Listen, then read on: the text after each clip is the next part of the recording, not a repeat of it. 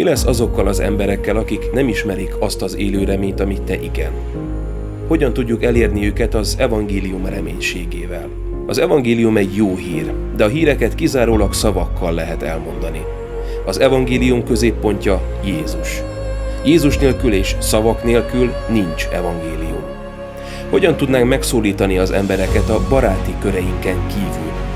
Rengeteg ember van, akinek nincs élőhitű keresztény ismerőse.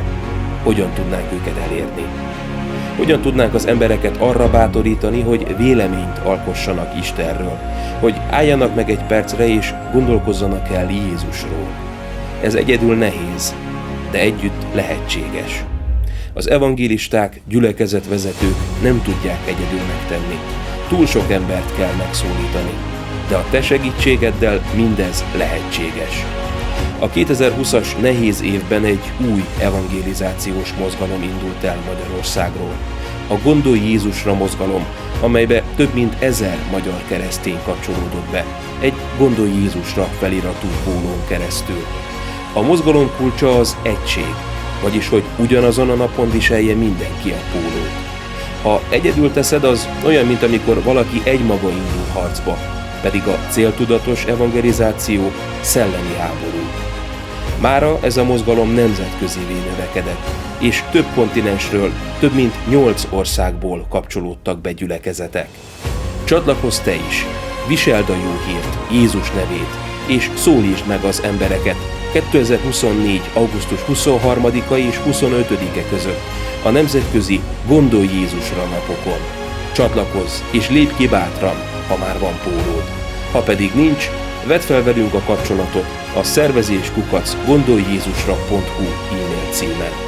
Ha nincs időd, annál jobb.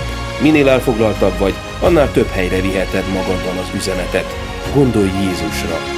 Ha úgy érzed, nem tudsz evangelizálni, nem kell semmit sem mondanod, de ha elég bátornak érzed magad, szólíts meg embereket, vagy egyszerűen csak mosolyodj. Ha megkérdeznek, de nem tudod, mit is mondj, adj nekik egy ajándékot, egy karkötőt, vagy a gyülekezeted brossúráját, vagy egy Gondolj Jézusra kártyát. Ne egyedül cselekedj!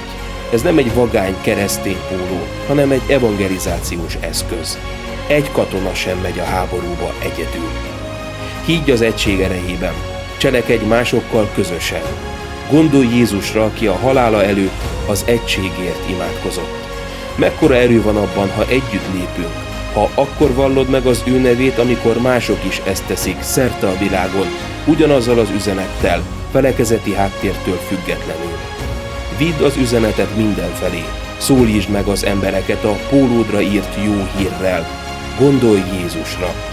Csatlakozz ismét, vagy akár most először a gyülekezeteddel vagy családoddal a nemzetközi Gondolj Jézusra napokhoz.